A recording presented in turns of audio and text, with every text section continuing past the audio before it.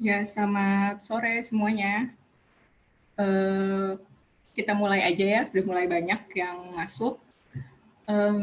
Pertama-tama, selamat datang semua teman-teman yang bisa gabung di pelatihan Mappathon Geodesi UGM. Sebenarnya pelatihan OpenStreetMap untuk pemula. Jadi teman-teman di sini kita belajar setidaknya 5 hari ya, 5 hari rangkaian kegiatan yang di sini kita akan belajar mulai dari awal apa itu OpenStreetMap dan lain-lainnya.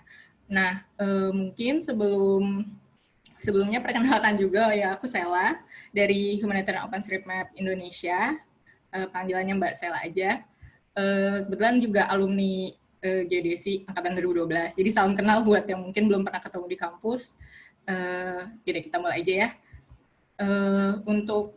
Oh ya, di hari ini juga saya ditemani oleh Mbak Tri dan Mbak Dewi yang ada di sini juga.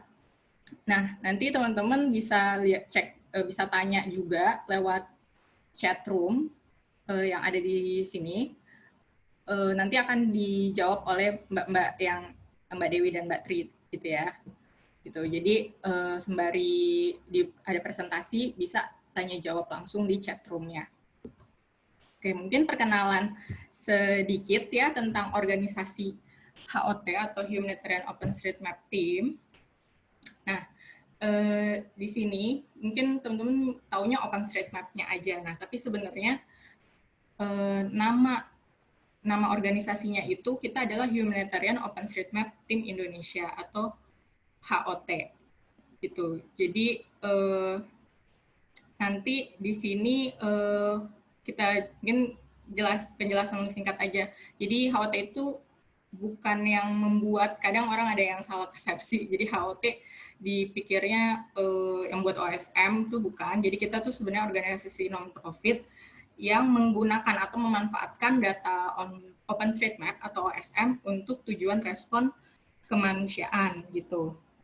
Jadi di sini kita juga kadang buka volunteer untuk misal pemetaan, ada yang bencana nih, daerah bencana. Nah, kita open volunteer seperti itu. Jadi Mappathon ini juga kita gunakan untuk respon kebencanaan gitu ya. Dan dari kita tuh udah ada dari tahun 2012. Nah, udah melaksanakan sekitar 186 pelatihan di 29 provinsi dan lebih dari 4.200 peserta yang sudah kita training. Kebanyakan kita juga nge-training universitas juga, dan sudah 28 juta bangunan di Indonesia nih yang dipetakan oleh kontributor OpenStreetMap. Nah, harapannya teman-teman juga bisa berkontribusi di OpenStreetMap ini. Jadi OpenStreetMap ini milik bersama ya. Jadi kita gunakan bersama, kita juga yang kontribusiinnya. Oke. Mungkin juga pertama saya juga akan menjelaskan sedikit panduan untuk webinar ini. Nah, teman-teman yang belum akses ke s.id course UGM, jadi kita punya course online-nya juga.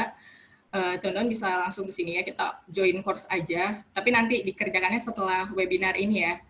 Lalu yang pasti akun OpenStreetMap-nya udah ada. Saya yakin teman-teman udah punya akun OpenStreetMap, bisa langsung ke openstreetmap.org kalau mau, belum ada yang belum buat. Lalu ya pastiin aja laptop dan koneksi internetnya bisa lancar ya. Nah, nanti ada 4 sesi. Ini ada pembukaan, pengenalan e-learning atau ODO ya, course e-learningnya nanti akan dijelaskan oleh Mbak Dewi. Lalu ada pengenalan Youth Mapper, jadi itu kita mau juga menjelaskan atau memperkenalkan organisasi mappers internasional, namanya Youth Mapper, itu akan nanti dijelaskan oleh Mbak Tri. Dan yang terakhir nanti ada pengenalan OpenStreetMap dari saya. Oh ya, nanti setiap selesai sesi kita kasih break juga untuk sesi tanya jawab. Jadi bisa langsung unmute untuk kalau mau bertanya secara langsung ya. Bisa juga lewat chat. Nah, untuk sesi tanya jawab karena ini waktunya terbatas, jadi 3 orang peserta bisa bertanya. Tapi gunakan dulu fitur raise hand ya. Nanti hostnya nanti saya akan menyebutkan namanya, baru teman-teman unmute dirinya ya untuk berbicara atau bertanya kepada fasilitator gitu ya. Jadi 3 orang peserta gunakan fitur raise hand-nya. Oh ya, ini ada beberapa sosial media ya, akun sosial media kita, di mana kita sering mengupdate juga kegiatan-kegiatan kita. Teman-teman bisa cek di Instagram, Twitter, dan kantor kita sebenarnya ada di Tebet, Jakarta Selatan, tapi sekarang lagi off dulu ya, jadi work from home semua. Tapi kalau misalnya sudah normal, mungkin teman-teman bisa main ke kantor di Tebet Timur gitu ya. Oh iya, di awal tadi kan saya sudah ini ya bilang untuk akan ada dokumentasi. Nah, gitu. Silakan teman-teman on sebentar, yang minta kesediaan teman-teman untuk on sebentar kameranya. Jadi kita akan foto bareng dulu ya. Jadi untuk dokumentasi di awal aja, nanti kita share juga di grup teman-teman foto-foto teman-teman nih. Gitu. Jadi anggaplah kita foto, anggaplah kita trainingnya langsung ya. Kalau training langsung pasti ada foto bersama. Nah kita lewat Zoom aja.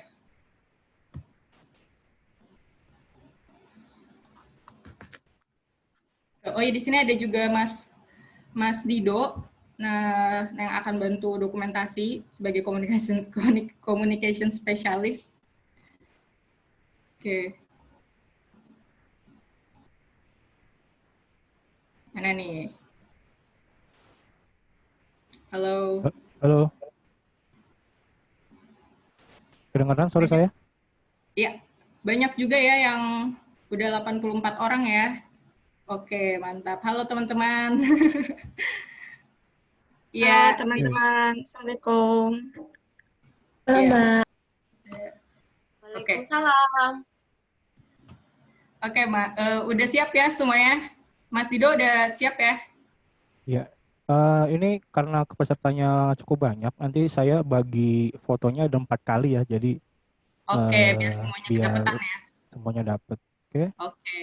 Yang Sip, pertama sip. siap, pose semua 1, 2, 3.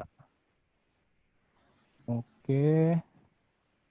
Gelombang pertama udah, gelombang Gelombang kedua. pertama udah. Gelombang kedua silakan bersiap. Oh, ada yang backgroundnya luar angkasa nih, mantap. 1, 2, 3. Oke.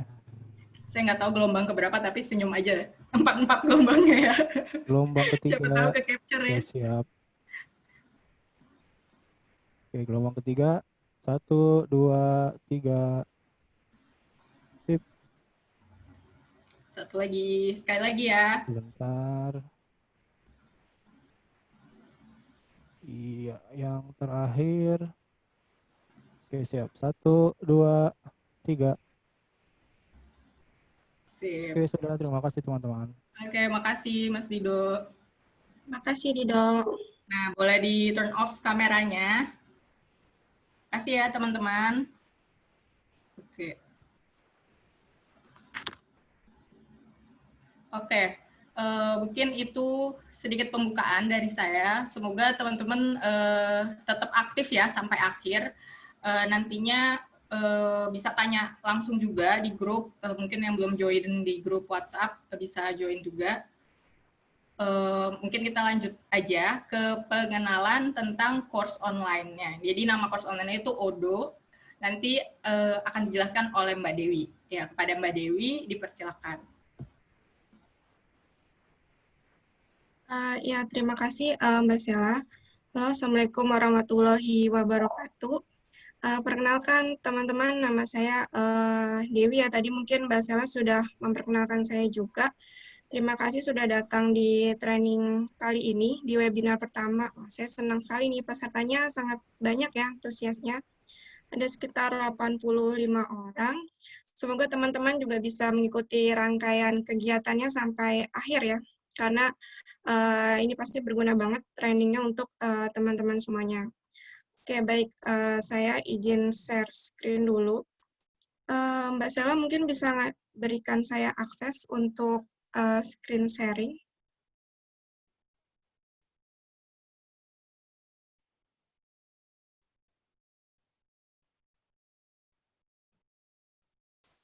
Ya mungkin teman-teman sambil dibuka aja link Udu-nya yang tadi sudah dibagikan ya. Saya rasa cukup mudah ya untuk membuat akun dan untuk sharing akunnya di situ dan untuk join kursusnya juga. Oke, saya coba lagi. Oke, masih belum bisa. Atau Mbak Zela boleh mempresentasikan aja Udu-nya biar nanti saya pandu Iya, untuk iya. ngomong. Oke, sebentar. Maaf ya.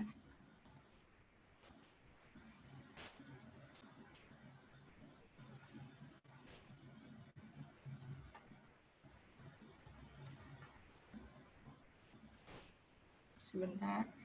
Oke. Ya, jadi training kali ini nanti teman-teman akan dibagi menjadi 2 metode ya. Ada yang melalui webinar dan satu lagi metode dengan belajar mandiri kita menamakannya. Mungkin sudah di-sharing juga jadwal atau sudah melihat di dalam website Udu-nya. Di situ juga ada keterangan mengenai jadwal pelatihannya, di mana nanti hari Senin, Rabu, dan Jumat itu kita ada webinar 1, 2, dan 3. Sedangkan untuk hari Selasa dan Kamis, kami mengharapkan teman-teman bisa belajar secara mandiri melalui Udu tersebut. Oke. Apakah sudah bisa Mbak Sela untuk ya? Oke, terima kasih. Ya, jadi ini tampilan Udu e-learning-nya untuk kita, dan ini khusus untuk peserta pelatihan di UGM ya, Geodesi UGM. Jadi ini kalau kita lihat ke bawah, kita akan bisa mengenai pengenalan OSM, dan juga ada tujuan pelajarannya. Sebentar Mbak Sela, semua nerangin yang di atas dulu. Oke, atau bisa jadikan saya co-host mungkin supaya bisa screen sharing. Oh iya, sorry belum ya co-host. Ya, jadi di sini nanti di atasnya ini kan ada mengenai bab 1, bab 2, bab 3 sampai bab 7 ya di situ. Dan nanti rangkaiannya diakhiri dengan tugas akhir di bawah. Jadi setiap materi nanti teman-teman bisa ada 2 nih, ada 2 yang isinya. Yang pertama yaitu mengenai sebentar, saya sudah terhubung ya, makasih. Jadi ini pelatihan, saya ulang ya, maaf kendala teknis yang terjadi. Jadi di sini kalau misalkan teman-teman sudah join, nanti akan ada di sini seperti ini. Dan ini sudah ada 47 anggota dari teman-teman yang sudah berhasil mendaftar. Kalau ada yang belum join kursusnya, segera ya bikin akunnya dan segera klik join untuk melihat beberapa materi yang ada di sini. Karena ini untuk mempermudah kita nih untuk melakukan e-learning kursus kali ini. Yang di atasnya ada bab 1 mengenai pengenalan OSM. Di sini terdiri dari modul dan kuis yang harus dikerjakan nih oleh peserta. Misalkan kita ingin memulai pengenalan OSM, di sini bisa kita klik modul pengenalan OpenStreetMap-nya. Jadi nanti akan ada tampilan modul, ya kita tunggu sebentar seperti ini. Nah, modul ini bisa membantu teman-teman dalam memahami isi materinya ya, mengenai pengenalan OpenStreetMap. Dan kalau sudah selesai dibaca nih misalkan, atau dipahami dan dipelajari, di sini bisa diberikan tanda centang seperti ini. Nah, ini kan belum diberi tanda centang nih, yang bab 5. Nanti cukup diberi tanda centang seperti ini. Dan nantinya di atas akan ada scale bar-nya, sudah sampai mana pencapaian untuk mengikuti kursus ini. Dan ini sangat penting sekali, dan ini wajib dilakukan oleh semua peserta untuk melakukan checklist di bagian sebelah kiri ini. Supaya kita tahu nih seberapa besar pencapaian teman-teman setiap harinya sampai akhir. Harus selesai dalam 100% semua rangkaian kursus online ini di Udu. Oke, saya balik ya. Di sini ada ada bab 1 sampai bab 7 berserta kuisnya yang harus diikuti dan tidak boleh lompat ya, karena dikhawatirkan kalau misalkan lompat materi akan ada materi yang tidak bisa misalkan nih saya mengerjakan bab 1, langsung aja coba loncat ke materi mendapatkan data OSM. Nah, nanti ada beberapa materi yang hilang dan dikhawatirkan nantinya teman-teman bingung nih dalam memahami isi materi tersebut. Jadi nggak boleh lompat-lompat. Dan di akhir modul, kalau sudah selesai dibaca, itu dikerjakan ya kuisnya. Hanya beberapa pertanyaan aja sih, 1, 2, 3. Hanya terdiri 1 sampai 3 pertanyaan, dan kalau sudah silakan di-submit. Dan juga jangan lupa diberikan tanda checklist juga. Kalau sudah selesai, kita ke modul 2 misalnya. Di sini teman-teman juga bisa dilihat modulnya dan dipelajari. Di sini mengenai websitenya OpenStreetMap. Mungkin sebagian besar pasti sudah memiliki akun ya, karena itu sudah dijadikan persyaratan untuk mendaftar di kursus ini. Nah, ini bisa dilihat lagi apa saja sih kegunaan website osm.org selain untuk membuat akun. Dan jangan lupa juga dikerjakan kuis-kuisnya, dan nanti diklik lanjutkan. Setiap teman-teman melakukan aktivitas di sini, membaca modul dan mengerjakan kuis, jangan lupa di checklist. Jadi nanti kita mengetahui reportnya apakah teman-teman sudah menyelesaikan kursus ini atau belum. Dan ini akan menjadi penilaian sendiri di pelatihan ini. Oke. Kalau ada pertanyaan, silakan di kolom chat aja ya, atau disimpan setelah akhir sesi. Oke, berikutnya setelah mempelajari isi materi dan mengerjakan kuisnya, terakhir kita ada tugas akhir nih di hari Jumat mungkin akan dibagikan. Ada digitasi maksimal 1000 bangunan. Jadi ini maksimalnya ya. Nanti kita akan memberikan waktu mungkin sampai tanggal 23 September, di mana teman-teman bisa mengerjakan tugas akhir ini. Tugas akhirnya cukup mudah ya, karena kemarin pada saat kami Mappeton di UI melalui e-learning UDU, itu mereka juga bisa mengerjakan dan ada yang sampai lebih dari 1000 bangunan. Jadi saya yakin pasti teman-teman bisa. Oke, ini ada tujuan pembelajaran yang bisa teman-teman perhatikan, di mana teman-teman bisa berkontribusi di dalam OpenStreetMap. OpenStreetMap ini kan open source ya, jadi kita bisa berbagi sharing data kepada berbagai pihak yang membutuhkan. Bergabung dengan Yachtmapper, nah ini juga sangat menarik ya untuk dilihat nanti setelah sesi saya, yaitu mengenai Yachtmapper. Ini merupakan organisasi internasional juga yang menggunakan pemetaan, dan ini banyak juga nih beberapa universitas di Indonesia yang sudah bergabung di sini. Yang ketiga ini kita membantu untuk pemetaan RPJMN dan GFGRR. Jadi ada nanti akan membantu tasking manajer Balikpapan untuk menyelesaikan beberapa bangunan di sana yang akan datanya digunakan untuk membantu dalam kedua program ini. Ini ada panduannya yang tadi sebagian besar sudah saya sampaikan di sini, bahwa metodenya ini ada 2, secara mandiri dan ada webinar, seperti itu. Planning progress-nya nanti ya, jadi setelah tadi di checklist, kita akan melihat sejauh mana teman-teman sudah pencapaian dalam e-learning ini.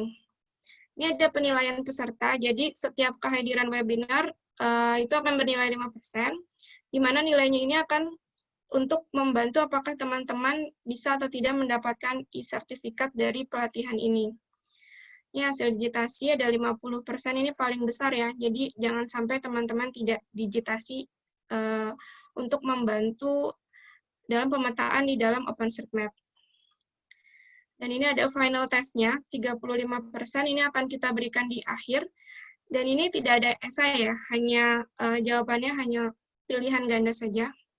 Jadi dan cukup mudah pasti saya yakin untuk peserta. Dan yang terakhir ada menyelesaikan kelas online. Nah ini tadi kenapa harus diberikan checklist, supaya kita tahu apakah teman-teman sudah selesai atau belum dalam e-learning UDU. Ini ada jadwal pelatihan. Jadi hari Senin ini jadwalnya sudah ada di sini, dan besok teman-teman akan belajar secara mandiri di hari Selasa untuk mempelajari bab 2 dan bab 3 dan bab 4 ya. Oke, hari Rabu kita akan bertemu lagi di webinar kedua untuk belajar bagaimana cara menambahkan data dengan menggunakan GeoSM. Dan yang terakhir materinya ada Tasking Manager, di mana teman-teman bisa membantu pemetaan yang tadi ya, di dua program antara RPJMN dan GFDRR. Oke, dan di sini juga bisa dilihat nih pencapaian-pencapaiannya dalam setiap hari, apa saja yang teman-teman bisa dapatkan bila menyelesaikan setiap harinya. Hari Kamis, ini kita harapkan peserta dapat berkontribusi melalui Tasking Manager ya, dengan mendigitasi bangunan dan jalan. Nanti akan kami ajarkan bagaimana cara menggunakan Tasking Manager. Di hari terakhir ada mengenai validasi data, export tools untuk mendapatkan data save file. Nah, biasanya ini materi yang ditunggu-tunggu untuk mendapatkan data OSM, tugas akhir, dan ada sesi penutupan juga. Kita akan memberikan waktu sampai 23 September untuk menyelesaikan ketiga tugas tadi. Oke, di sini ada menu download. Jadi, untuk membantu peserta dalam memahami nanti di rumah ya, belajar mandiri, silakan download slide presentasinya. Ini kalau diklik nanti akan menuju link seperti ini. Di sini ada modul yang tadi sudah saya sampaikan di e-learning UDU, dan juga ada slide pelatihannya. Kalau dilihat nanti di sini akan ada berbagai GIF ya, yang memudahkan peserta untuk mempelajari, misalkan nih bagaimana cara menginstal GeoSM, seperti itu. Jadi saya harap ini di-download dan mempermudah juga selain tadi membaca modul. Baik, di sini ada software yang kita sediakan juga untuk digunakan selama pelatihan. Softwarenya hanya Java dan GeoSM saja. Ini yang untuk menggunakan Mac dan juga ada Windows di sini. Ini cukup mudah ya instalasinya, dan saya yakin teman-teman bisa. Di sini juga ada tentang training data. Data-data yang digunakan nanti selama pelatihan, di-download juga saja. Ketiga ini, slide presentasi, software, dan training data. Kalau ada yang penasaran sebelum melihat isi materinya, juga bisa di sini membaca sebentar mengenai apa saja yang terdapat di materi-materi tersebut. Di sini sudah ada dengan lengkap. Oke, terakhir ini ada informasi tambahan yang bisa membantu peserta ya. Dan kalau nanti ada pertanyaan, misalkan dalam belajar mandiri besok, kan kita tidak ada webinar ya, bisa melalui WhatsApp grup yang sudah Mbak Sela buat kemarin. Oke. Sekian dari saya. Apakah ada pertanyaan?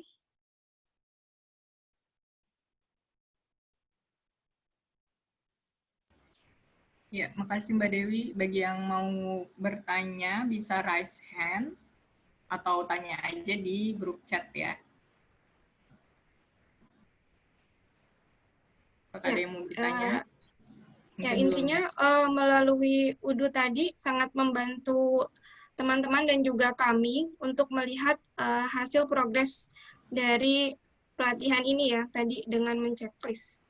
Jadi jangan takut ya, tadi ada tugas akhir mungkin, ya kok digitasi ternyata seperti itu. Jadi digitasinya itu sangat membantu kami dan juga program yang tadi ya RPJMN dan GFDRR untuk melengkapi bangunan-bangunan tersebut, yang sangat membantu sekali apabila terjadi bencana dan untuk kemanusiaan juga.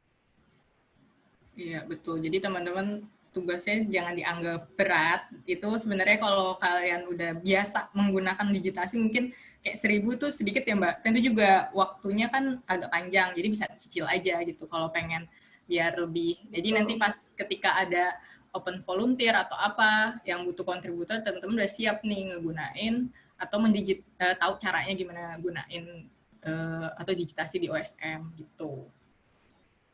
Oke, ada yang bertanya nih Mbak Rahma, maaf Kak, izin bertanya untuk kuisnya itu apa ada deadline waktunya? Untuk kuisnya, terima kasih Rahma sudah bertanya. Jadi untuk kuisnya nantinya itu deadline-nya sebenarnya sampai tugas akhir tadi, karena kan di akhir tadi ada mengenai tentang menyelesaikan kelas online di UDU ini ya. Jadi batas akhirnya paling sampai 23 September tadi ya. Ya, jadi 23 September ya teman-teman untuk menyelesaikan semua yang tadi dijelaskan oleh Mbak Dewi tadi. Ya. Ada lagi yang mau bertanya?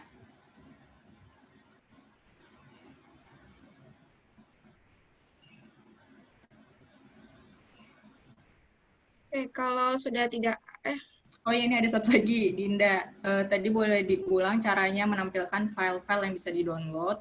Apa yang diklik ya, Mbak? Maaf tadi kurang fokus. Oke. Ada di bagian tadi ya, di halaman yang tadi, mungkin agak scroll aja ke bawah. Jadi di sini teman-teman bisa scroll ke bawah. Di bawahnya jadwal pelatihan. Nanti di sini akan menemukan download. Ya. Tinggal klik aja. Di sini kan ada seperti garis bawah ya. Nah, ini merupakan link yang bisa teman-teman klik. Nah, ini kalau diklik nanti akan menuju Google Drive yang bisa di-download di slide pelatihannya. Seperti ini. Oke. Tadi Ya, data training ya? Iya, training data gimana ya Mbak maksudnya? Dari Vincent. Oke, training data sih sebenarnya akan digunakan di setiap webinar sih. Jadi kamu cukup download saja training data tersebut, nanti akan kita gunakan di dalam webinar, jadi sudah ready datanya seperti itu. Iya, jadi maksudnya tuh training data ini, nanti kan kita akan webinar, dan webinar itu pasti ada prakteknya gitu ya. Betul. Jadi praktek ini tuh cuma data-data yang buat praktek aja. Jadi ya dosen jangan di-upload ya. Jadi jadi hanya untuk keperluan training saja gitu. Betul, jadi nanti ketika dibuka di JOSM, mungkin sekarang masih bingung ya, jangan di-upload latihan validasi. Nanti seiring berjalannya webinar dan belajar mandiri ini akan dimudahkan di setiap materinya. Jadi intinya kalau nanti dibuka data latihannya, jangan di-upload ke servernya OSM, seperti itu. Nanti mungkin akan kita beritahu lagi pada sesi yang dimaksud. Iya, jadi datanya ini hanya dipakai ketika sesi webinar aja. Jadi untuk keperluan trainernya juga, sama kalian juga untuk latihan sendiri gitu. Ya, betul. Oke, ada lagi? Udah ya? Oke, kalau nggak ada mungkin makasih ya Mbak Dewi untuk penjelasannya. Kita bisa lanjut. Nanti kalau misalkan masih ada pertanyaan ketika menggunakan UDU-nya, mungkin sekarang belum bisa langsung coba, bisa langsung tanya aja nanti lewat WA grupnya ya. Oke, terima kasih teman-teman, terima kasih. Oke, makasih Mbak Dewi. Nah, jadi teman-teman, jadi harap yang belum bisa join course-nya dulu, jadi mungkin dikerjainnya nanti habis selesai webinar ini ya, yang pertama ini. Mungkin teman-teman bisa lihat-lihat lebih lanjut sendiri ya mengenai website-nya. Selanjutnya mungkin akan ke sesi selanjutnya, yaitu sebelum kita ke OSM ya, ada sedikit pengenalan nih tentang Youth Mapper. Jadi Youth Mapper itu seperti organisasi atau komunitas ya, komunitas yang mahasiswa, namanya juga youth ya. Jadi mappers di seluruh dunia. Nah, teman-teman bisa ada kesempatan nih bergabung di Youth Mapper ini. Kebetulan kita juga membantu HOT, membantu juga untuk mahasiswa yang pernah kita training atau mungkin yang pernah yang tahu ASM nih universitas supaya ikutan gabung di sini karena kebetulan di Indonesia baru dua ya, kalau nggak salah dua universitas, yaitu Universitas Negeri Makassar sama Universitas Muhammadiyah Surakarta. Nah, siapa tahu teman-teman nih dari chapter UGM, dari geodesi atau vokasi bisa ikutan nih di Youth Mappers ini gitu. Jadi nanti akan dijelaskan lebih lanjut oleh Mbak Tri. Nah, mungkin Mbak Tri sudah siap untuk presentasi? Ya, sudah siap Mbak Sela. Oke. Nah, Untuk itu, jadi sekarang bisa Mbak Tri silakan untuk mempresentasikan tentang youth mapper. Waktu dipersilakan. Ya, terima kasih Mbak Sela. Ya, screen saya sudah kelihatan kan ya? Oke, thank you. Kalau sudah, perkenalkan teman-teman, nama saya Tri Selasa dari Hot Indonesia. Mohon maaf nih suaranya agak bindeng karena lagi flu. Nah, pada sesi ini saya ingin mengenalkan teman-teman ke sebuah himpunan mahasiswa internasional yang bernama Youth Mappers. Nah, apa sih Youth Mappers itu? Jadi Youth Mappers itu adalah himpunan mahasiswa internasional yang menjalin kerjasama lintas negara untuk memperkuat komunitas masing-masing melalui pemetaan. Nah, yang bisa bergabung dalam jaringan Youth Mapper ini adalah semua mahasiswa atau dosen universitas di seluruh dunia dari jurusan apapun. Jadi nggak mesti jurusan yang berbau pemetaan ya. Pokoknya yang penting dia tertarik dengan pemetaan dan tertarik dengan penggunaan data spasial yang terbuka atau open source. Nah, saat ini di dunia terdapat 219 chapter Youth Mappers yang tersebar di 50 negara di seluruh dunia. Dan di Indonesia baru ada 3. Jadi ada dari UMS, Universitas Muhammadiyah Surakarta, UNM, Universitas Negeri Makassar, serta dari UNES, Universitas Negeri Surakarta. Nah, sekarang belum ada nih dari universitas top tier di Indonesia seperti dari UGM misalnya. Nah, jadi siapa tahu teman-teman di sini tertarik untuk membentuk sebuah chapter baru di UGM, karena itu tadi di Indonesia baru sedikit banget, baru 3 chapter yang terdaftar di Youth Mappers.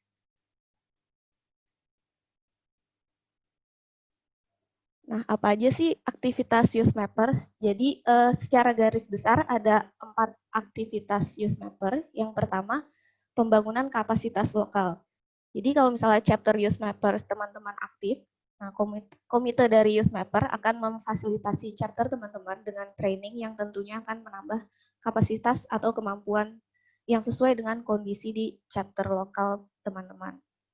Yang kedua ada pemetaan yang diinisiasi oleh kelompok lokal. Jadi teman-teman bisa membuat sebuah kegiatan pemetaan yang diinisiasi oleh chapternya sendiri. Jadi misalnya teman-teman ada ide nih mau metain sesuatu, teman-teman bikin konsepnya gimana, terus dieksekusi, terus akhirnya dievaluasi atau reporting. Nah, itu bisa juga teman-teman lakukan. Yang ketiga ada riset terpadu. Jadi Youth Mappers yang aktif ini biasanya melakukan pengembangan kurikulum Teach OSM, serta melakukan penentuan model pengajaran, serta koneksi ke riset lain yang dilakukan oleh universitas lain yang terhubung dengan jaringan Youth Mappers. Jadi kalau misalnya teman-teman tergabung di Youth Mappers, udah bikin chapter baru nih di UGM, terus teman-teman misalnya mau lihat riset dari Youth Mappers yang ada di University of Texas di US, misalnya itu bisa karena teman-teman saling terhubung di Youth Mappers gitu.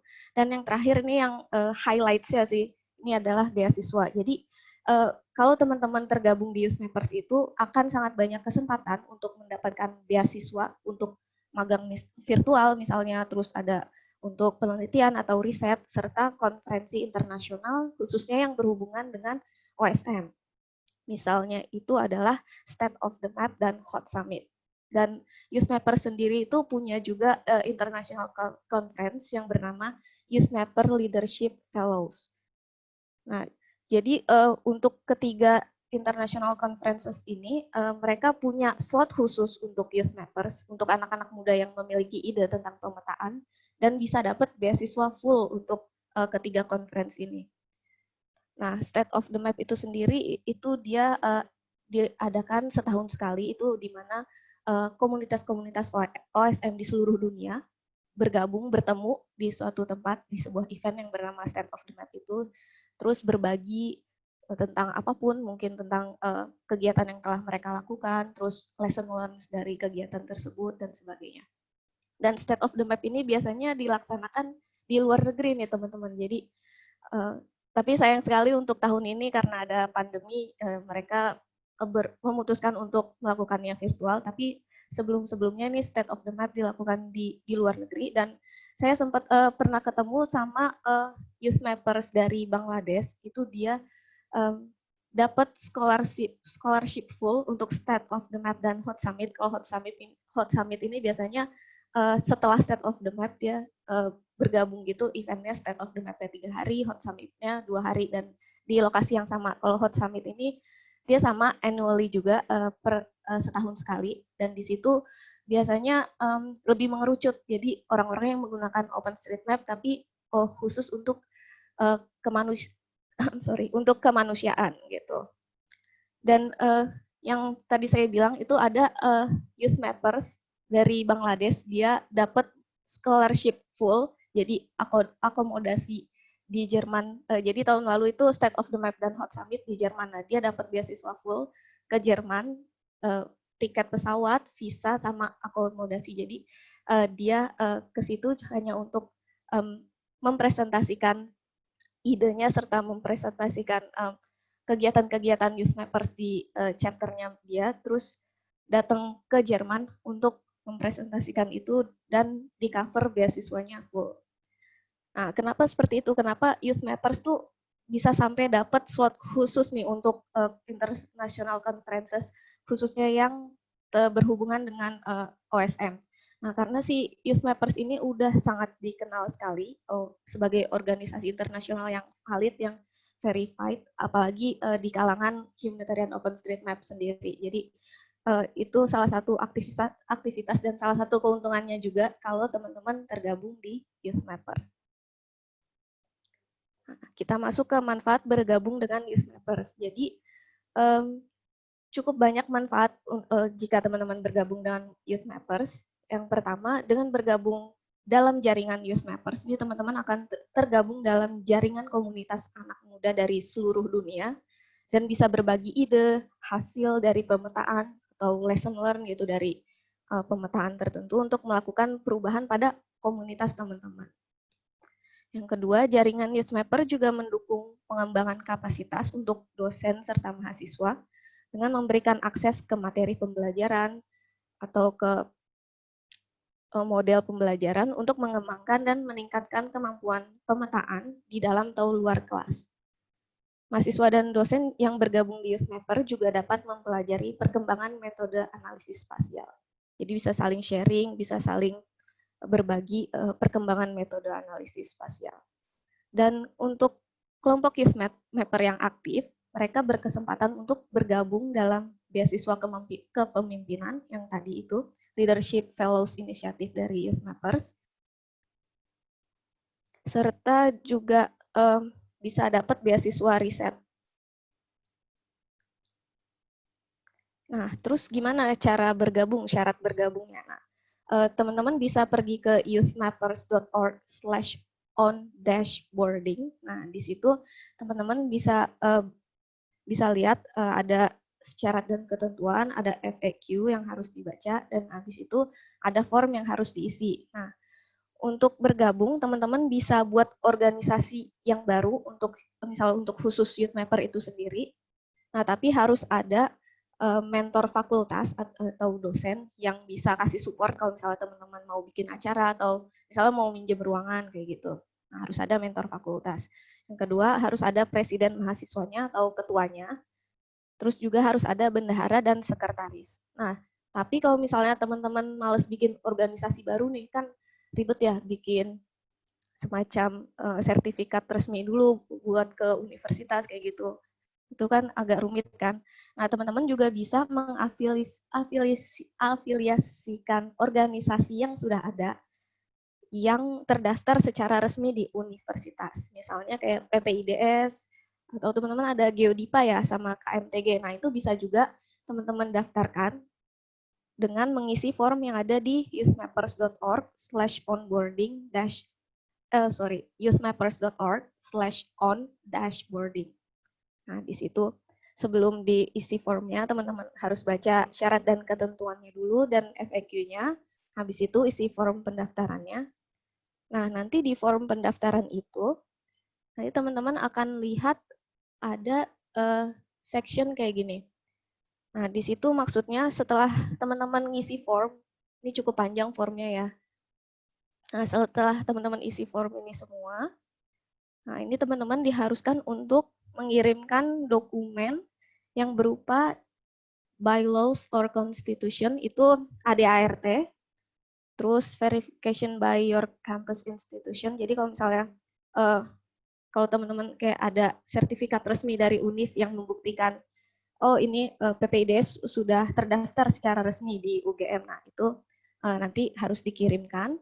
Terus digital photograph of your officers or members. Jadi teman-teman mesti ngirimin foto yang tadi misalnya mentor fakultas, presiden mahasiswa, bendahara, sama sekretaris. Kalau ada membernya juga boleh dikirimkan fotonya. Serta logo. Nah ini kayaknya ini aja ya, opsional. Tapi yang penting ini yang 3 di atas ini. Jadi setelah ngisi form, nanti teman-teman harus mengirimkan email ke info@youthmappers.org untuk mengirimkan dokumen-dokumen ini. Nah, setelah teman-teman mengirim formulirnya, nanti komite dari Youth Mappers akan mereview formulir teman-teman yang sudah teman-teman submit itu selama 30 sampai 45 hari, kira-kira sekitar 2 bulan ya berarti ya. Nah, setelah 2 bulan itu teman-teman akan dikirimkan, dikabarin kayak, oh selamat kalian sudah menjadi Youth Mappers chapter baru di UGM, seperti itu. Oke, tadi itu untuk syarat bergabung. Nah, terus untuk chapter aktif Youth Mapper. Nah, sebelumnya kan saya sering menyinggung-nyinggung ya, kalau teman-teman adalah chapter aktif. Nah, yang dikategorikan chapter aktif Youth Mappers itu seperti apa sih?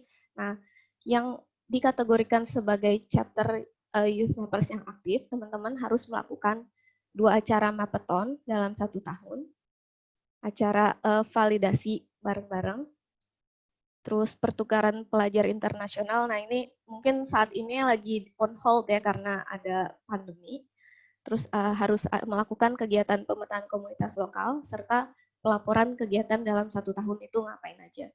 Dan untuk acara-acara ini misalnya teman-teman mau melakukan Mappeton atau validasi, nah itu tidak menutup kemungkinan kalau teman-teman mau mendapat support dari kami, dari HOT. Jadi misalnya teman-teman mau melakukan, Kak, kami mau ada acara Mappeton nih, Kakak apakah bersedia support untuk jadi trainer atau sebagainya. Nah, itu sangat mungkin sekali, tinggal nanti teman-teman bilang aja ke kita.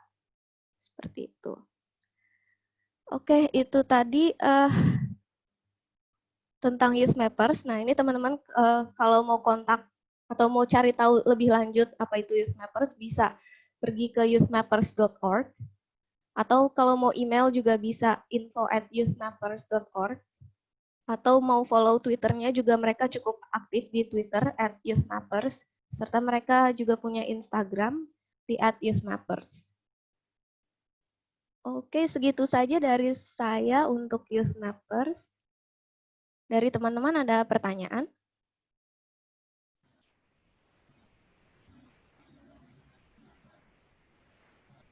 Ya, teman-teman ada yang mau bertanya?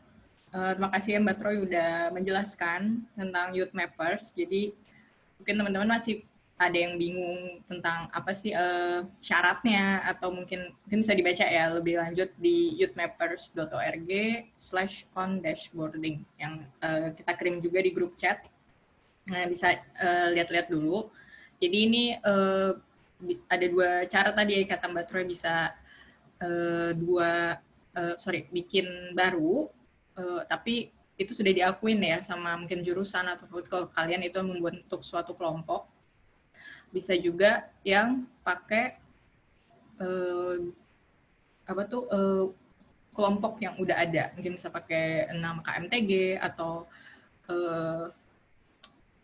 organisasi lain lah yang ada di kampus gitu. Jadi bisa dilihat aja syarat-syaratnya. Nah ya ini youthmappers.org chapternya ya. Jadi ada 3 ya Mbak ya, 3. Jadi ya gitu. Nah ini mau cerita dikit sih, kalau di awal itu di UMS ini, Universitas Muhammadiyah Surakarta, itu chapter pertama yang Youth Mapper pertama ya di Indonesia. Nah kenapa ini akhirnya berdiri? dulu kita pas tahun 2017 pernah mengadakan namanya Uni Battle Mapping, jadi kompetisi antar mahasiswa pemetaan, antar universitas. Jadi kita baik-baik kayak pemetaan ya digitasi bangunan, jalan dan fasilitas umumnya seperti itu. Nah, yang menang ini kebetulan namanya Space Time, nama grupnya. Itu. Jadi kita fasilitasin si Space Time ini yang tadi 3 orang, isinya tuh 3 orang. Ya mungkin mahasiswa udah senior juga kali ya, bisa sempat ikutan lomba waktu itu. Jadi mereka akhirnya kita fasilitasin mau nggak mau gabung ke YouthMapper, dan mereka iyain, dan akhirnya terbentuklah. Nah itu salah satunya di geografi, fakultas geografinya. Jadi ada 3 orang ini yang pertama kali membentuk si YouthMappers di Indonesia gitu.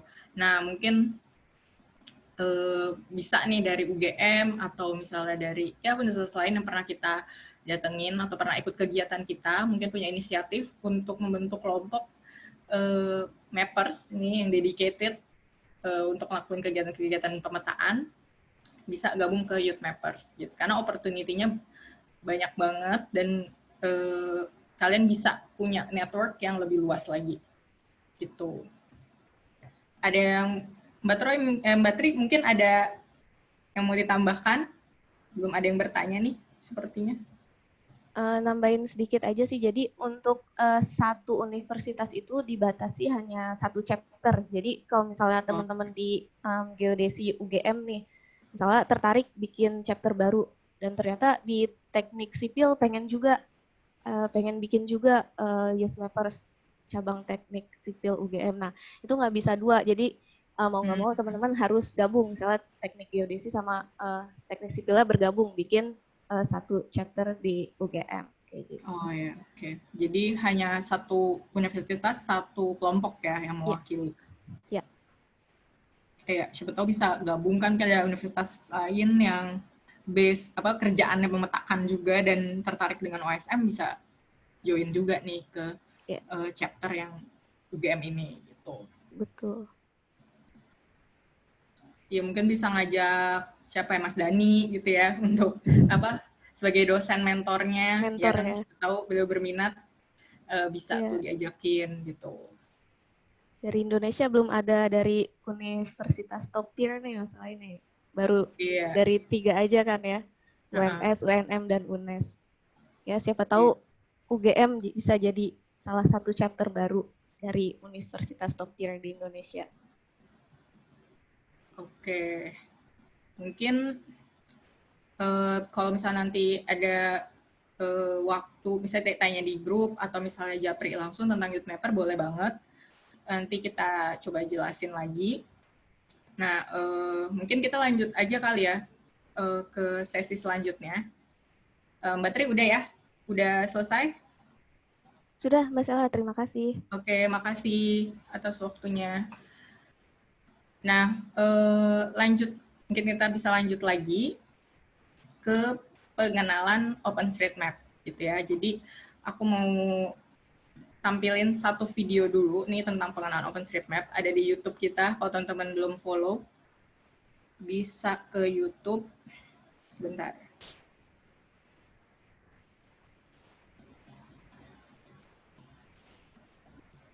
Oke.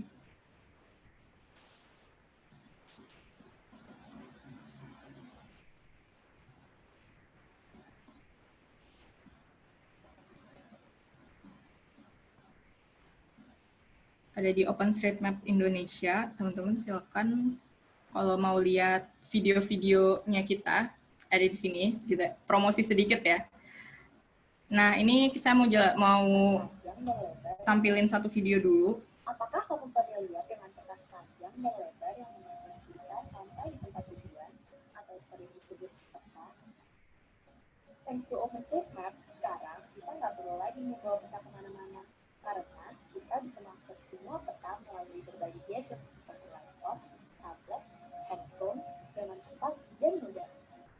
Melalui OpenStreetMap, kita juga bisa turut berkontribusi dalam mencetakkan peta dunia dengan informasi yang lengkap. Apa itu OpenStreetMap? OpenStreetMap adalah sebuah peta digital yang dapat diakses oleh siapapun. Mungkin kebanyakan dari kita lebih familiar dengan peta digital lain seperti Google Maps. Namun, terdapat perbedaan mendasar antara OpenStreetMap dan peta digital lain, yaitu kontribusi dari pengguna peta tersebut. Selain dapat melihat dan menggunakan peta OpenStreetMap, para pengguna peta dapat berkontribusi untuk merubah, mengganti, atau menambahkan objek maupun informasi pada peta tersebut agar peta tersebut bisa lebih akurat dan mutakhir. Konsep inilah yang diusung oleh OpenStreetMap, yaitu sebagai peta digital partisipatif. Dengan mengusung konsep ini, OpenStreetMap memiliki kelebihan seperti siapa saja bisa berkontribusi melengkapi peta. Tak perlu khawatir jika kamu melihat area sekitar tempat tinggalmu dipetakan, karena dengan OpenStreetMap, siapapun bisa menjadi mapper. Mapper dapat menambahkan, memperbaharui, dan memperbaiki peta, khususnya di wilayah yang kamu ketahui seperti area tempat tinggal, sekolah, atau tempat kerja. Siapapun yang berkontribusi yang kamu bisa berkontribusi di OpenStreetMap. Keren ya? Peta lebih mutakhir, karena siapapun bisa memperbaharui data di OpenStreetMap. Pengguna peta OpenStreetMap dapat berkontribusi untuk menciptakan peta yang akurat dan up-to-date. Asalkan kita mengetahui ada objek yang belum terpetakan ataupun belum dipetakan dengan tepat, kita bisa langsung mengubah peta bersama. OpenStreetMap dan seluruh data di dalamnya adalah milik semua orang. Karena siapapun bisa berkontribusi, maka siapapun juga bisa menggunakannya. Tidak ada kepemilikan eksklusif untuk pihak manapun terkait peta di data OpenStreetMap. Sehingga data pada peta OpenStreetMap dapat diunduh dan diubah menjadi peta fasilitas pendidikan dan kesehatan, peta lokasi sebaran museum, peta desa, peta objek wisata, peta administratif, peta titik persebaran banjir, hingga peta dampak bencana. Gratis. Kamu tidak perlu mengeluarkan biaya sama sekali untuk menggunakan, merubah, mengunduh, maupun saat mengunggah data. Tidak ada biaya administrasi, biaya pendaftaran, maupun izin penggunaan. Dengan begitu, siapapun memiliki akses kepada peta yang dapat digunakan sesuai kepentingan dan keperluan baik pribadi maupun kelompok. Terima kasih sudah menonton video ini. Dan untuk informasi lebih lanjut tentang OpenStreetMap, kamu dapat mengunjungi www.openstreetmap.org. Sampai jumpa di episode berikutnya. Iya, itu sedikit ya informasi tentang OpenStreetMap. Nah, aku akan menjelaskan lagi tentang OpenStreetMap ya. Oke.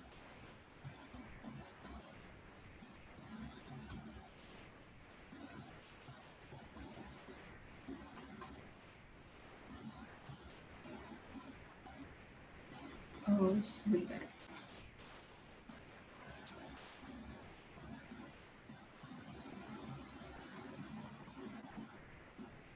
Oke, sudah jelas ya. Nah, aku mau menjelaskan sedikit lagi tentang paparan yang tadi ya. Oke, mungkin teman-teman di sini banyak yang baru juga tentang dengan OpenStreetMap.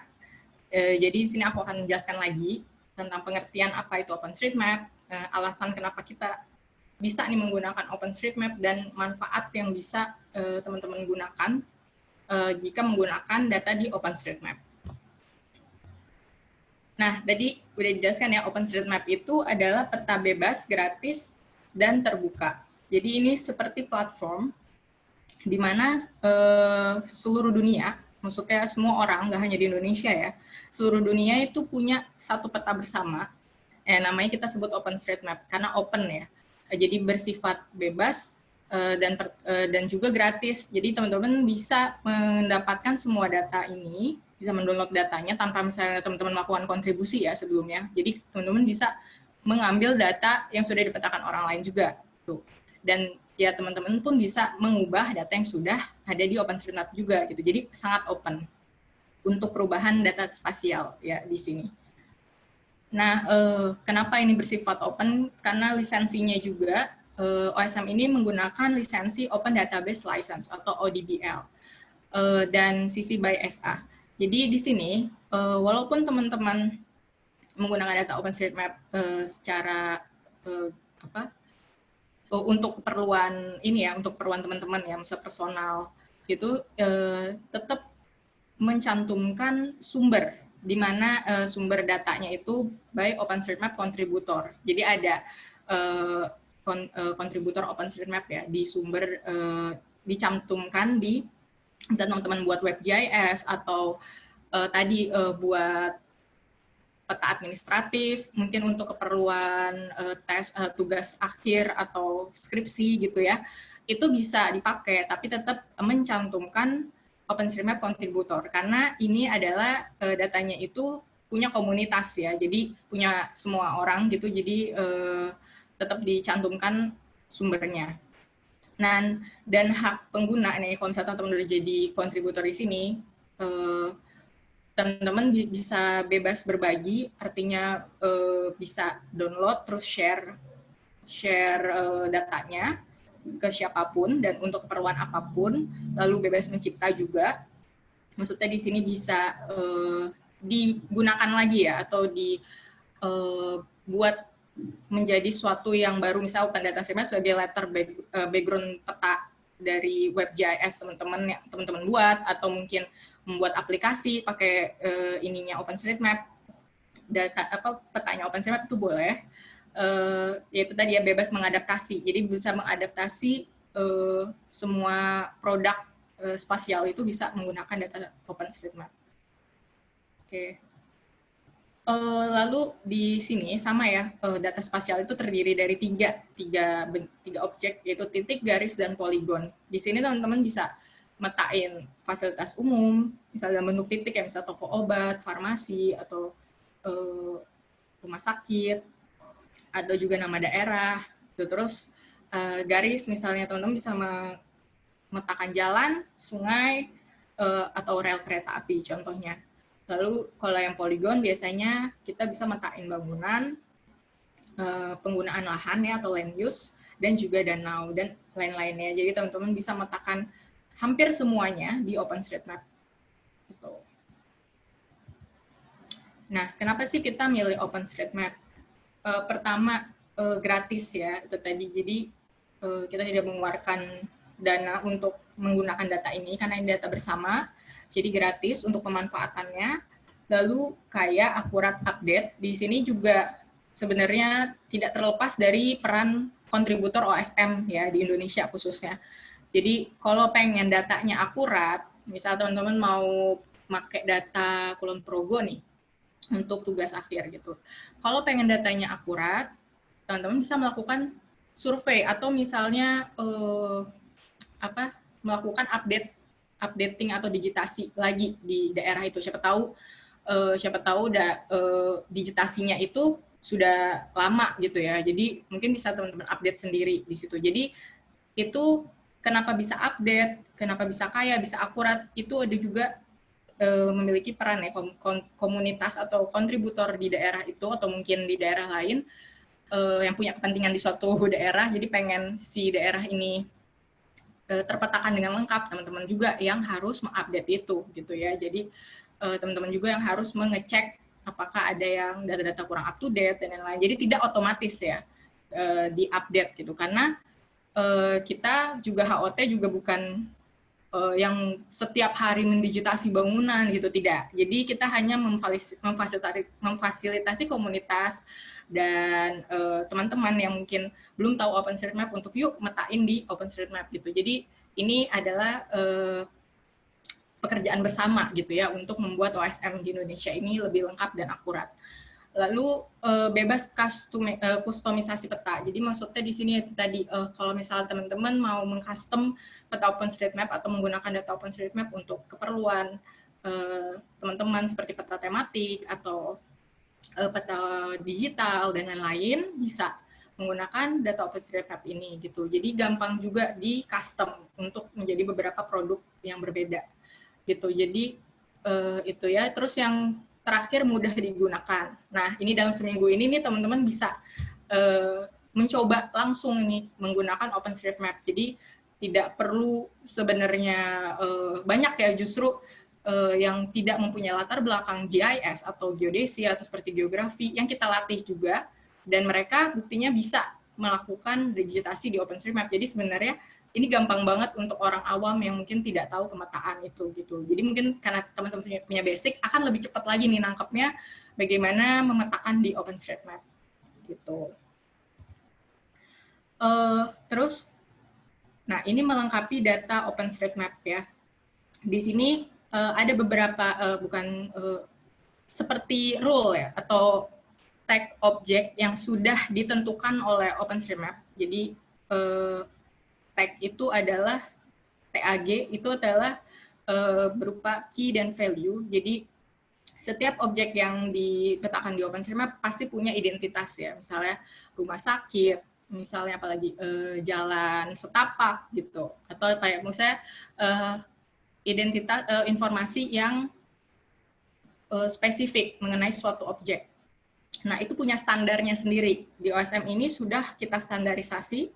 Jadi semua orang perlu mengetahui tag-tag ini gitu. Nah, ini bisa teman-teman cek di wiki.openstreetmap.org, atau yang khusus Indonesia ada juga referensi tag Indonesia gitu, bisa dicek di Google. Jadi bisa tahu nih kalau kamu memetain misalnya rumah sakit, tag-nya tuh apa? Kalau rumah sakit contohnya key-nya amenity, value-nya itu hospital gitu. Jadi tag ini pakai bahasa Inggris ya. Jadi semua orang dari seluruh dunia memetakan rumah sakit dengan tag yang sama, yaitu amenity hospital gitu. Nah, ini contohnya yang ada di sini, amenity hospital ya. Kita bisa lihat amenity hospital. Nah, kalau untuk tag nama, name Bogor Medical Center. Jadi name itu adalah tag key. Key itu kata kunci untuk mau kita misalnya memberikan nama pada suatu objek. Jadi name, terus ketikin aja value-nya apa, sesuai objeknya. Jadi namanya Bogor Medical Center misalnya. Gitu. Terus ada juga misalnya nih alamat, address _2 full, maksudnya alamat lengkap. Nah, value-nya adalah sesuai alamatnya. Gitu. Jadi tag ini sudah distandarisasi, jadi tidak bisa diubah. Jadi kalau teman-teman misalnya masukin rumah sakit, terus diberi tag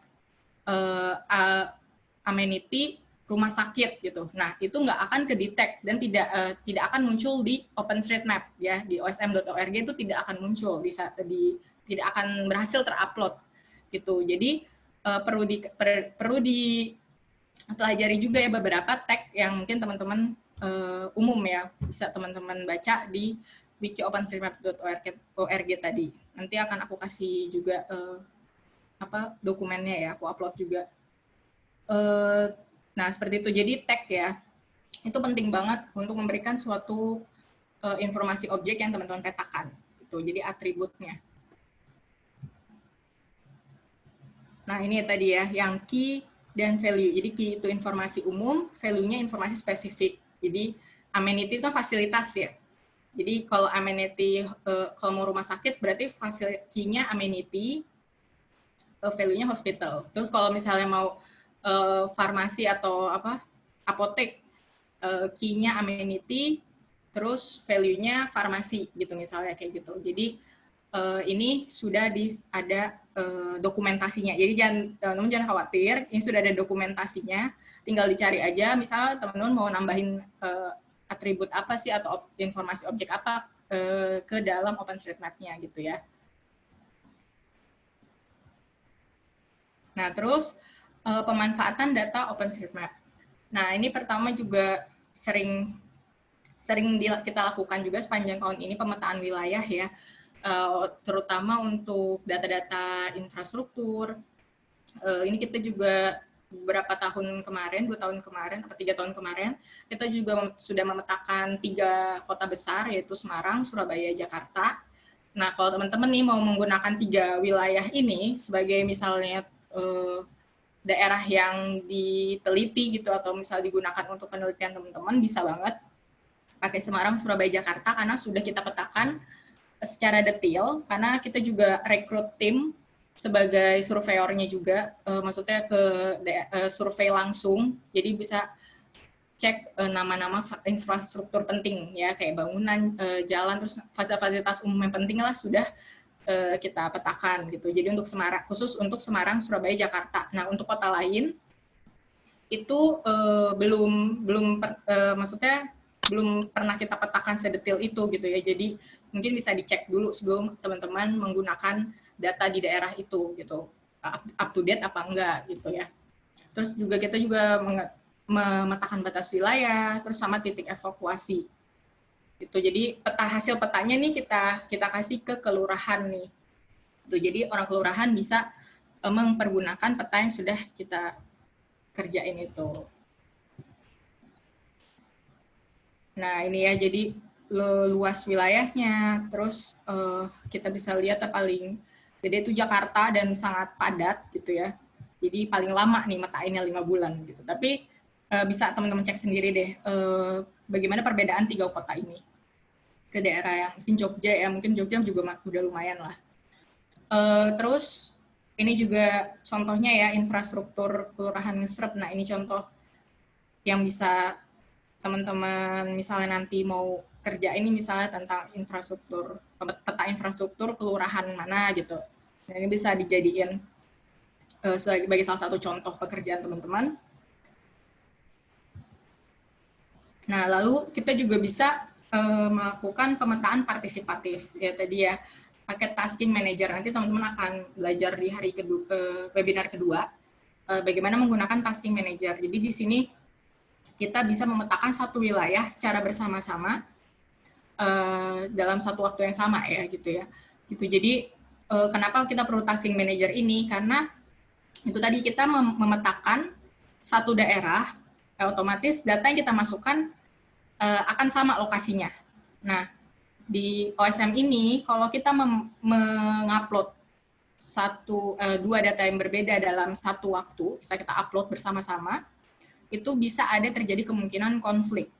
Nah, maksudnya konflik di sini yaitu tadi ya teman-teman, di sini harus memilih mana versi yang dijadikan referensi. Jadi misalnya si A dan B metain satu waktu, di situ ntar ada terjadi konflik, teman-teman disuruh memilih mana versi yang dijadikan referensi untuk ini. Jadi hanya boleh satu data yang masuk ke sini. Nah, kenapa kita pakai tasking manager? Karena ini kita sudah bagi-bagi nih, bagi-bagi wilayah kerja. Jadi kamu yang A akan ngerjain wilayah yang kotak sini, yang B sebelahnya. Jadi tidak akan bentrok gitu, tidak akan terjadi konflik.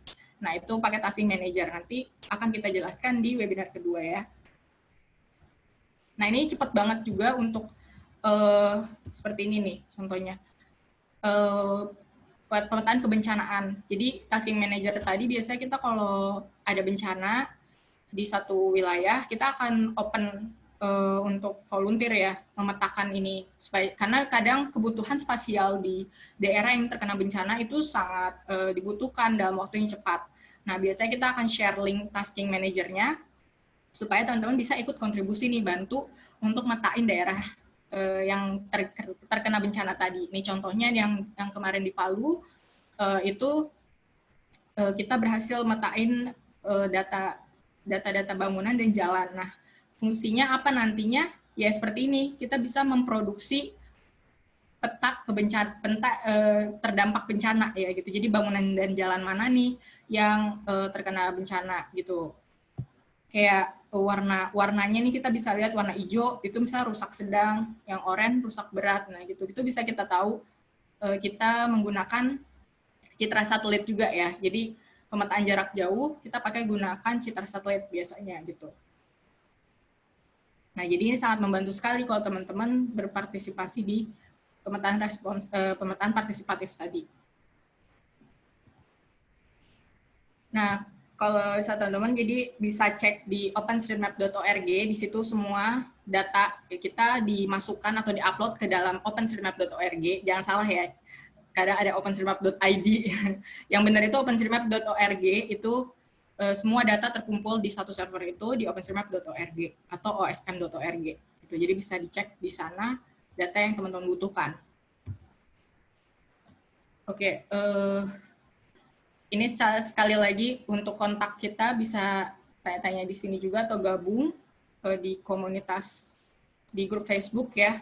Dan biasanya kita juga nge-share kegiatan-kegiatan kita yang misalnya ada training atau apa yang open for public, biasanya kita akan kasih tahu di sosmed kita. Jadi jangan lupa follow. Oke, mungkin segitu saja untuk ada yang ingin ditanyakan untuk pengenalan tentang OSM.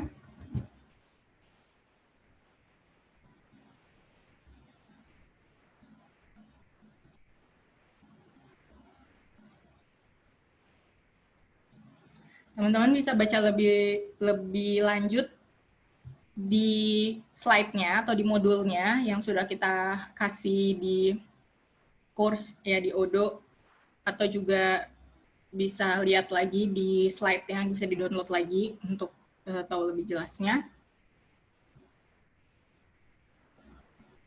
Vincent Tandi, apakah mau bertanya? Oh iya. Ya, ingin bertanya, kan kalau dari penjelasan dari Mbak Sela itu kan OSM ini memang dikontribusi secara milik bersama lah istilahnya. Nah, lalu bagaimana dari developer OSM itu memastikan kualitas data dari kontributor-kontributor itu? Kan pasti ada dong kontributor yang mungkin kualitas datanya nggak sebagus dengan kontributor lainnya. Begitu, terima kasih. Oke, makasih Vincent, pertanyaan yang bagus ya. Jadi sering banget nih saking opennya OpenStreetMap, orang-orang menanyakan apakah kualitas OSM ini bagus ya untuk dijadikan suatu data inputan dari misalnya penelitian atau apa atau produk apa gitu. Nah, untuk menjawab itu sebenarnya kalau ditanya itu sebenarnya balik lagi ke bukan tanggung jawab developer.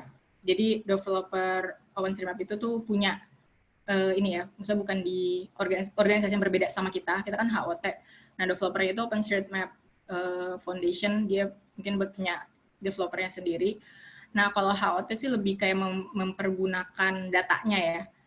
Nah, kita biasanya bantu untuk menjaga, kita juga sebenarnya memvalidasi juga beberapa waktu, tapi mungkin tidak setiap hari dan mungkin tidak masif ya pengecekannya gitu. Jadi setiap ada training biasanya memang kita validasi lagi nih, misalnya ada Mappeton atau apa, pasti staff dari HOT juga membantu untuk memvalidasi itu. Tapi kita juga mengajarkan juga kepada peserta atau orang yang kita training juga bagaimana cara memvalidasi datanya sendiri gitu ya. Jadi kita bisa minimalisir data-data yang salah itu dari training-training ini. Jadi teman-teman juga akan belajar juga di akhir bagaimana memvalidasi data-data yang teman-teman sudah petakan di OSM untuk meminimalisir tadi kesalahan-kesalahan itu.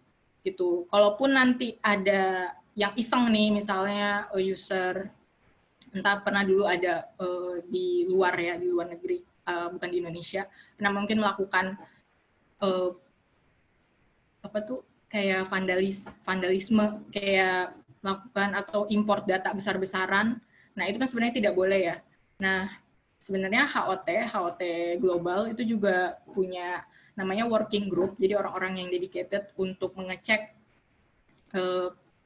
mengecek kualitas dari data-data OpenStreetMap ini. Mereka bisa mendeteksi ketika ada perubahan besar dalam suatu daerah, perubahan data ya yang sangat besar di suatu daerah, dan mereka bisa membalikkan ke kondisi semula, jadi di revert lagi datanya supaya kembali. Biasanya orang yang kayak gitu bisa ditegur gitu, maksudnya kayak ada namanya working groupnya ya, biasanya menegur saya kayak ada orang atau yang iseng buat masukin data secara besar-besaran atau sengaja membuat data itu salah, biasanya nanti dikasih tahu di email dulu. Kalau misalnya tetap nggak ini bisa jadi diblok orangnya gitu, jadi nggak bisa matain di OSM itu. Tapi itu untuk kasus-kasus yang ini ya berat ya.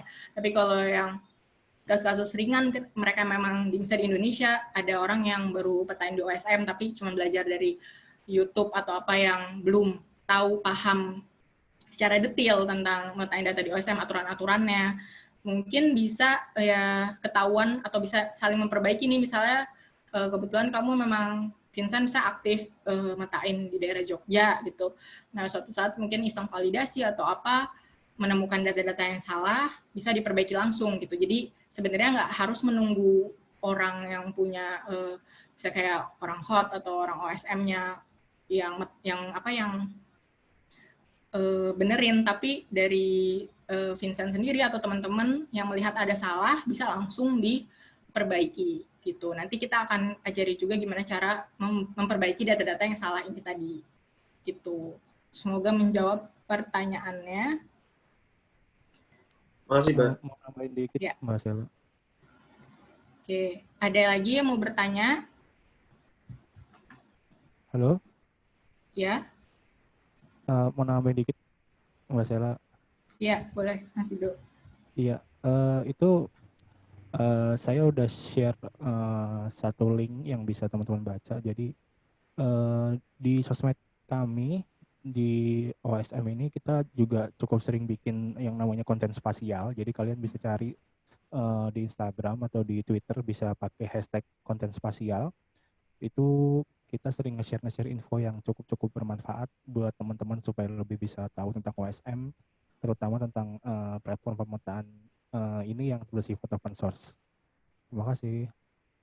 Iya, betul. Makasih Mas Ido. Jadi itu tadi ya, follow Instagram kita juga, karena di sana nih Mas Dido udah nge-share nih banyak basic ya, ilmu-ilmu basic ya tentang OSM yang mungkin bisa teman-teman pelajari juga gitu. Oh iya, fotonya juga udah di-upload di sosial media, mantap. Makasih Mas Dido. Ya, jadi bisa baca-baca di situ juga untuk tahu lebih lengkapnya. Ada lagi pertanyaan nih? Masih ada waktu.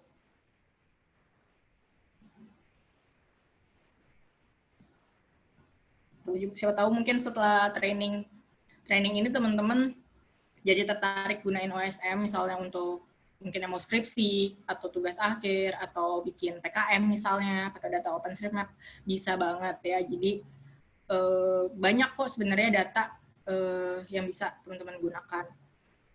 Nah, mungkin tadi bedanya sama Google Map, bedanya kalau Google Map itu berbayar ya. Jadi sebenarnya lisensinya itu tidak gratis, tidak open. Sebenarnya salah tuh kalau menggunakan data Google untuk misalnya keperluan misalnya kayak skripsi atau apa, karena sebenarnya emang lisensinya berbeda gitu. Nah, kalau OSM ini sangat aman ya untuk digunakan untuk keperluan apapun asal mencantumkan sumbernya OpenStreetMap kontributor tadi ya gitu. Jadi tetap gue cantumin aja sumbernya gitu. Jadi sangat aman digunakan untuk keperluan apapun gitu ya. Nah, mungkin kalau kalian teman-teman sadar kayak beberapa perusahaan itu menggunakan data OpenStreetMap ya sebagai latar belakang petanya, kayak contoh PLN di grup di websitenya itu pakai data OpenStreetMap. Terus Grab juga menggunakan, sama Gojek itu juga menggunakan data OSM untuk keperluan analisisnya mereka. Walaupun mungkin di aplikasinya masih pakai Google ini ya, Google Map, karena kan mereka bayar ini ke Google gitu, karena company ya. Nah, jadi mereka tetap harus bayar per tahun ke Google. Nah, mungkin pakai data OpenStreetMap untuk keperluan analisisnya mereka. Terus siapa lagi yang pakai OpenStreetMap? Traveloka deh, kalau nggak salah Traveloka juga pakai OpenStreetMap gitu. Jadi banyak sebenarnya yang menggunakan data OpenStreetMap tanpa kita sadari gitu ya. Jadi siapa tahu teman-teman juga bisa nih sebagai yang memperbaiki dan meningkatkan kualitas data OpenStreetMap itu sendiri gitu. Karena banyak banget ternyata yang pakai ini. Gitu. Oh ya, jangan lupa untuk isi daftar hadir di chat grup ya. Udah kita masuk, Mbak Tri udah share ke s.id/daftar hadir UGM. Cuman mau lihat aja siapa aja yang udah hadir di hari ini.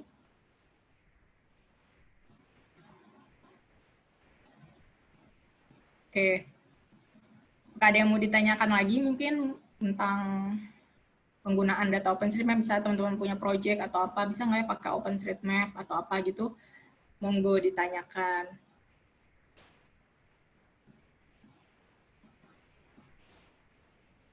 Izin bertanya, ya diizinkan. Nah, silakan Nafiul, Lubab silakan. Ya, Selamat sore, Mbak. sore. Mau bertanya, Mbak, untuk OSM ini apakah ada, kan di Indo sendiri kan ada RBI juga kan, Mbak? Ada apa? Sorry, suaranya kecil. Ada peta RBI juga, seperti peta RBI. Nah, itu apakah dari OSM sendiri ada adaptasi tersendiri terkait peta-peta setiap negara, mungkin misalnya Indonesia dengan RBI-nya, semacam itu, Mbak? Oh ya, kalau peta RBI itu sebenarnya udah ranahnya BIG nggak ya? Kalau untuk Ya. iya kayak gitu. Cuman memang harus kita ini ya perlu usaha lagi untuk validasi lagi datanya, karena ini datanya open. Kita kadang misalnya ada orang yang mungkin misalnya kayak contohnya yang sensitif deh, data-data seperti batas administrasi gitu ya. Itu kan sensitif banget. Kita pun sebenarnya tidak boleh asal ngupload batas administrasi itu. Nah, itu yang proyek kita yang sebelumnya, yang 3 peta infrastruktur di 3 kota itu, kita juga kerjasama sama pemerintah, maksudnya sama kelurahan, pihak kelurahannya gitu. Jadi kita datangi satu-satu ke kelurahannya, karena kita perlu adanya verifikasi dari official, maksudnya official government yang di daerah itu gitu ya. Jadi pihak kelurahan pun juga memberikan memberikan apa tuh masukan untuk batas administrasinya itu tuh yang benernya tuh kayak gimana sih di daerah ini gitu. Jadi tetap harus ada verifikasi kayak gitu. Jadi kalau untuk RBI mungkin kalau misalnya aku kurang tahu ya kalau di negara lain, tapi kalau di Indonesia masih belum sih ke arah situ kayak ke untuk RBI ya. Jadi itu masih dipegang oleh BIG, tapi kita juga melakukan diskusi-diskusi juga sih kepada BIG tentang toponimi dan lain-lainnya yang juga mungkin bisa saling melengkapi antara data BIG dan data OpenStreetMap ini bisa saling melengkapi nantinya gitu. Mungkin ada tambahan dari teman-teman fasilitator yang lain nih untuk pertanyaannya Mas Nafiul. Mungkin mau nambahin sedikit aja kali ya. Iya, jadi sebenarnya mungkin tadi Mbak Sela sudah men-sharing mengenai standarisasi preset yang ada di Indonesia mengenai tagging ya. Nanti kalau misalnya belum dibahas, mungkin besok akan kita bahas. Jadi sebenarnya kalau OpenStreetMap itu kan kita menggunakan tag yang sama ya di seluruh dunia, di mana itu ada beberapa yang tidak digunakan di Indonesia. Nah, waktu itu kami memang sudah melakukan pendekatan ke RBI dan juga BIG, tapi di sini BIG belum ada mengenai standar-standar yang sampai detail di beberapa objek. Nah, baru kali ini kan kalau nanti kamu mungkin buka websitenya BIG, itu ada sinar.go.id ya kalau nggak salah, itu mengenai toponimi. Nah, baru kali ini juga BIG membuka kesempatan untuk partisipatif mungkin ya. Nah, itu mungkin nanti kita bisa bekerja sama dan BIG pun sudah open ya kepada OSM, karena kita beberapa kali juga sudah, benar tadi kata Mbak Sela, sudah melakukan diskusi, dan BIG juga tahu mengenai data OpenStreetMap. Dan kalau misalkan mereka punya standarisasi mengenai RBI yang toponimi yang bisa kita gunakan, karena kan sebenarnya terbentur oleh lisensi ya, di mana lisensi OSM di sini adalah open data license, di mana semua orang bisa ngambil datanya. Dan waktu itu BIG juga belum bisa kalau data-datanya itu di-sharing secara publik seperti itu. Mungkin ke depannya kalau misalnya BIG sudah open dan punya standarisasi, kita bisa mengupdate beberapa standarisasi yang OSM miliki supaya sesuai dengan toponiminya BIG tadi, seperti itu. Iya, betul. Makasih Mbak Dewi atas tambahannya. Oke, Mbak, terima kasih. Iya, semoga menjawab pertanyaannya ya. Siap, Ada Mbak. lagi yang mau bertanya?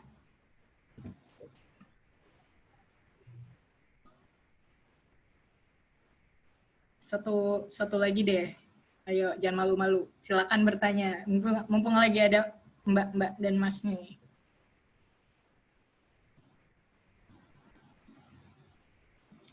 Mau tanya yang di luar ini juga boleh tentang OpenStreetMap, tapi tetap ya. Mungkin ada yang mau bertanya lagi. Kita masih open.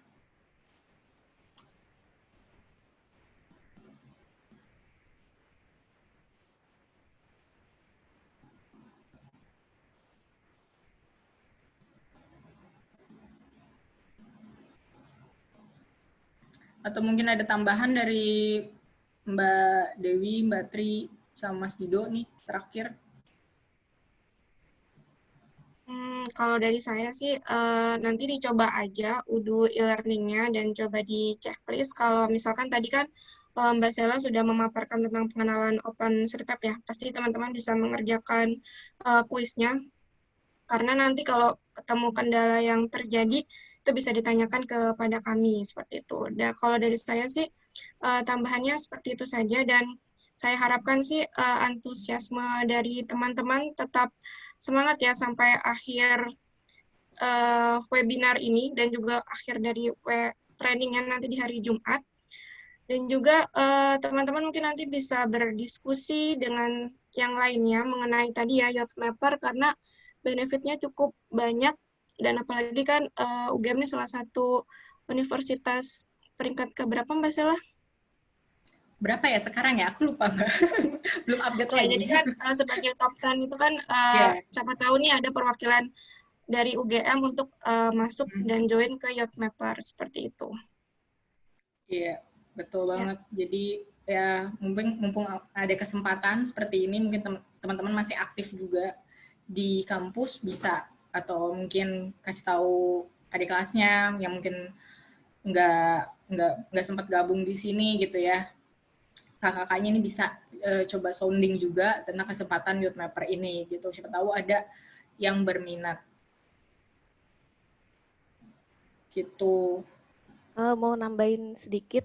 Jadi tadi Mbak Sela kan sempat menyinggung ya OSM dipakai di mana aja. Itu kita sebenarnya udah ada kontennya juga di Instagram. Itu linknya udah saya kasih di grup chat. Jadi sebenarnya OSM sudah banyak muncul di kehidupan sehari-hari kita, dan di mana aja itu silakan teman-teman cek di IG-nya Hot. Terima kasih.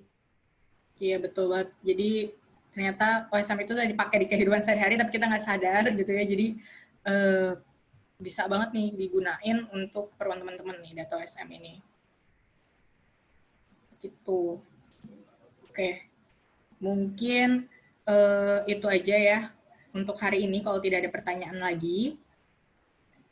Terima kasih pada teman-teman nih yang udah berkesempatan hadir di hari ini. Jangan lupa di webinar kedua ya kita ketemu lagi di jam yang sama, 3:30, untuk membahas, nah ini mungkin lebih banyak ke praktek ya, yaitu pengenalan JOSM atau Java OpenStreetMap. Itu nanti ada salah satu software yang kita gunakan untuk mendigitasi di OpenStreetMap. Jadi sebenarnya bisa pakai langsung di openstreetmap.org-nya. Kalau ke website-nya langsung, teman-teman sebenarnya sudah bisa mengupload data. Kalau teman-teman klik edit, itu bisa langsung nanti. Nah, kalau yang besok, yang hari Rabu, itu khusus kita ulik JOSM, Java OpenStreetMap. Jadi pastikan ya teman-teman sebelum datang ke webinar, install dulu JOSM-nya di laptop masing-masing, atau teman-teman yang mau mulai start duluan ngulik-ngulik, boleh banget. Jadi bisa ditanyain nanti yang tidak ngerti ya, itu bisa langsung ditanyakan. Gitu. Jadi biar bisa mempersingkat waktu, tolong install terlebih dahulu sebelum webinar ya di hari Rabu. Itu ada semuanya sudah ada di bagian software ya, yang di Odoo tadi kan udah dijelaskan sama Mbak Dewi, itu software semua ada di situ. Nah, teman-teman tinggal install dulu Java-nya, jadi perlu Java, kalau di laptop teman-teman sudah ada Java, itu bisa langsung install JOSM. Jadi installnya cuman ya kayak install biasa lah, klik 2 kali, ntar langsung ke install gitu ya. Jadi ada Java sama JOSM itu di install dua-duanya, nah baru bisa tuh software JOSM-nya dipakai. gitu. Nanti juga ada tasking manager. Nah, itu tadi yang aku bahas, teman-teman bisa mulai praktek menggunakan tasking manager. Kita coba menggunakan tasking manager Denpasar, udah disiapin. Kenapa kita pakai itu? Karena itu salah satu daerah prioritas dari BNPB ya, untuk dilengkapi datanya, kan termasuk yang rawan bencana juga. Nah, jadi kita akan coba latihan di situ, gitu ya. Jadi nanti akan aku jelaskan di mana tasking manager dan lain-lain. Begitu. Oke, itu aja. Jadi tugasnya cuman tinggal kerjain aja yang di pengenalan OpenStreetMap-nya, sama mungkin baca-bacanya aja, baca-baca, dan install JOSM-nya ya untuk minggu ini. Untuk sebelum hari Rabu. Iya, itu aja. Kalau ada yang tanya, silakan bertanya di grup WhatsApp. Jangan malu-malu nanya ya, atau mau japri juga nggak apa-apa. Bisa ditanyakan ke fasilitator yang ada di grup juga. Kayak itu aja. Mungkin sekian ya untuk pelatihan hari ini. Semoga bermanfaat untuk teman-teman. Ya, jadi kalau mau ngumpulin pertanyaan ya bisa kita bahas di webinar yang kedua, gitu ya. Mohon maaf ya, atau kalau misalnya ada salah-salah kata dari kami fasilitator. Semoga bermanfaat dan sehat selalu semuanya. Makasih. Wassalamualaikum warahmatullahi wabarakatuh. Terima kasih semua. Terima kasih semua. Assalamualaikum. Dadah, assalamualaikum. Waalaikumsalam. Terima kasih, Mbak. Waalaikumsalam, makasih.